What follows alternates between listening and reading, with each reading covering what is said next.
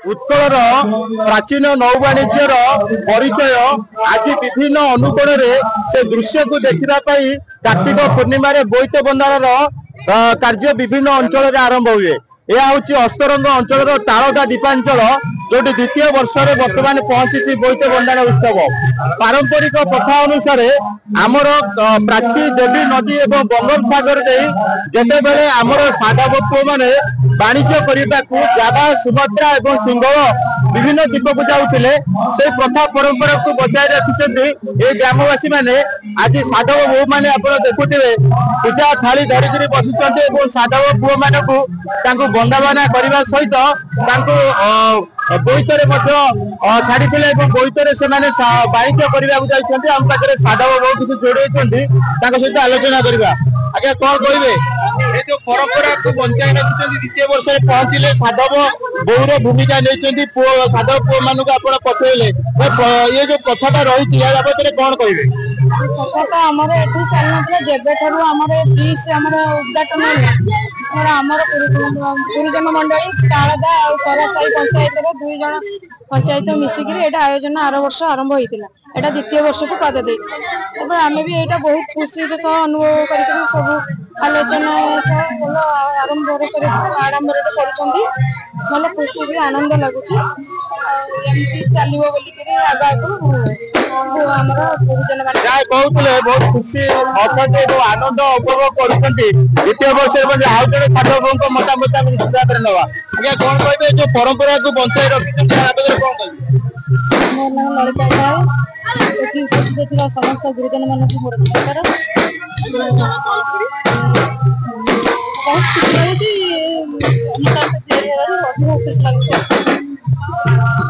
जहाँ कहते बर्तमान जो द्वितीय वर्ष पदार्पण कर साधव बो मान भूमिका रही बहुत खुशी लगुच। यह हूँ बोईत बंदाण उत्सव तालदा दीपांचल अस्तरंगर आम बहुत दर्शक अच्छे किसी दर्शक मतामत आम नवा चेष्टा करवा। आज्ञा माँ कौटी आसुँच पुओ बोईत बंदाण यहाँ तालदा दीपांचल बोईत बंदाण के खुशी लगे बढ़िया लगुच आम बहुत खुशी लगुच हजार हजार लोग आपण मैंने बहुत खुशी कहते आगुरी एभली कार्यक्रम से टीवी परदार देखुले आगुरी केवे देखी नथिले आज से देखुं निज आखि आगे देखुं बर्तमान आप देखुए अनेक लोक मन भर गोटे खुशी माहौल सृष्टि होती तालदा दीपांचल एक कार्यक्रम हाथ को आसो कार्यक्रम हाथ को आसो अनेक लोक तार उपभोग करेंगे। आम बर्तमान देखा हजार हजार लोक गहन बर्तमान तालदा दीपांचल गोटे उत्सव मुखर होती। आज जो मुख्य अतिथि थे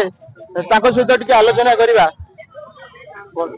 जे मुख्य अतिथि थे आज समाजसेवी प्रताप चंद्र परिड़ा आमे आमे जहाँ देखी ये जो तालदा सेतु निर्माण सरिया पर लोक मानकर संख्या वृद्धि होची। गत वर्ष जितेबाला यार आरंभ करा जी जनसंख्या थिला वर्तमान जनसंख्या ताठू यथेष्ट अधिक आज हाराहारी 30 ରୁ 40 हजार लोकंकर समागम होता आम मुख्य अतिथि सहित आलोचना करवा। सर कौन कह द्वितीय वर्ष में पदार्पण कर तालदा दीपांचल बोईत बंदाण जो अतीतर नौ वाणिज्य प्रथा को बचाई रखापी जो निरा प्रयास या कौन मतामत रखिए। धन्यवाद मोर सांबादिक बंधुगण। आज पवित्र कार्तिक पूर्णिमा अवसर में यह एक उत्कलीय परंपरा उज्जीवित करने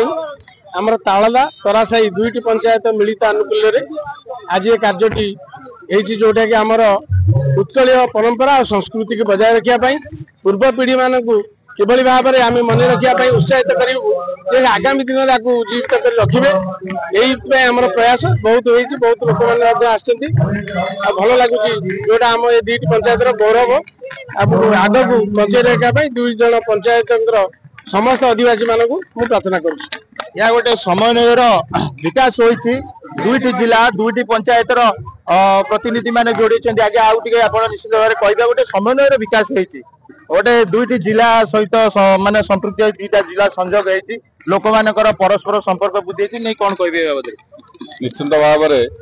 आज ऐतिहासिक पवित्र उत्सव दुई जिलार मिलन स्थली कहुए अंचल को जोगाजोगर व्यापकता